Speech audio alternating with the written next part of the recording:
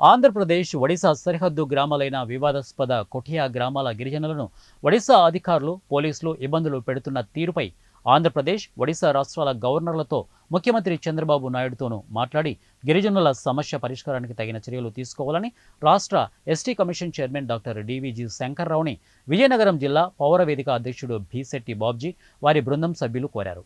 సోమవారం జిల్లా పరిషత్ అతిథి గృహంలో చైర్మన్తో సమావేశమై కొఠియా వివాదాస్పద గ్రామాల్లో జరుగుతున్న పరిణామాలపై చర్చించారు.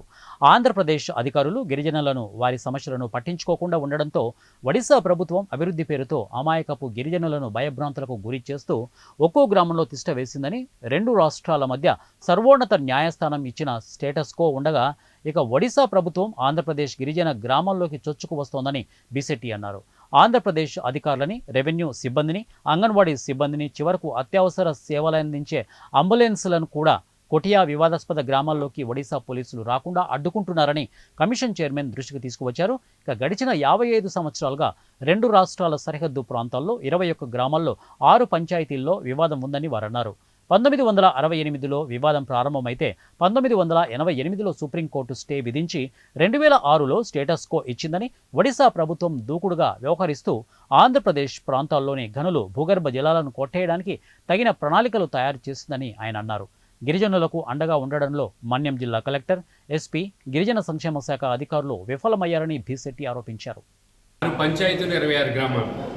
ఈ వివాదాస్పద గ్రామాల్లో ఆంధ్రప్రదేశ్ రాష్ట్ర అధికారుల చులకన వల్ల, అధికారుల అలసత్వం వల్ల ఒరిస్సా అధికారులు, ఒరిస్సా పోలీసులు విపరీతమైనటువంటి జులుం చేస్తున్నారు గిరిజన ప్రాంతాలపైన, గిరిజన ప్రజలపైన. కొఠియా పంచాయతీల్లో ధూళిభద్ర, గంజాయభద్ర, సారిక, పనసభద్ర, అట్లాగే అనేక రకాల గ్రామాల్లో మనం కట్టినటువంటి అంగన్వాడీ బిల్డింగులు పడగొట్టేశారు. అక్కడ అంగన్వాడీల్లో పాఠాలు చెబుతుంటే ఆ బోర్డులు కూడా తీసుకొని పారేశారు. గత ప్రభుత్వంలో ముఖ్యమంత్రిపై పెట్టినటువంటి హోర్డింగ్లు తీసి పారేశారు. ఇప్పుడు గ్రామాల వారి ఉన్నటువంటి అక్కడ ఉన్నటువంటి పేర్లు కూడా తీసి పారేశారు. మన వైద్య ఆరోగ్య శాఖ సిబ్బందితో పాటుగా అంగన్వాడీ పిల్లలను కూడా ఎక్కడికి వెళ్ళనివ్వకుండా చేస్తున్న పరిస్థితి కనిపిస్తూ ఉంది. ఈ పరిస్థితిలో ట్రైబల్ వెల్ఫేర్ కమిషనర్ గారు విజయనగరం వచ్చారు, డివిజి శంకర్రావు గారు, వారి నోటీసుకి తీసుకొని వెళ్ళాం. గతం నుంచి మేమంతా పనిచేస్తూనే ఉన్నాం. ఇక్కడ గిరిజనులకు అన్యాయం జరుగుతుంది, గిరిజనులు పట్టించుకోండి అని చెప్తున్నాం.